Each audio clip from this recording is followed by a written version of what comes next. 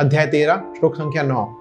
इंद्रियार्थेषु वैराग्यम अहंकार एव च जन्म मृत्यु जरा व्याधि दुख दोषानुदर्शनम। अध्याय 13 श्लोक संख्या 22। पुरुष प्रकृतिस्थो हि भुंक्ते प्रकृति जान गुणान कारणम गुण संगोस्य सत असद्यो निजन्मसु। अध्याय 13 श्लोक संख्या 23। उपद्रष्टा अनुमंता च भर्ता भोक्ता महेश्वरः परमात्मेति चाप्युक्तो देहेस्मिन् पुरुषः परः। अध्याय 14 श्लोक संख्या 4।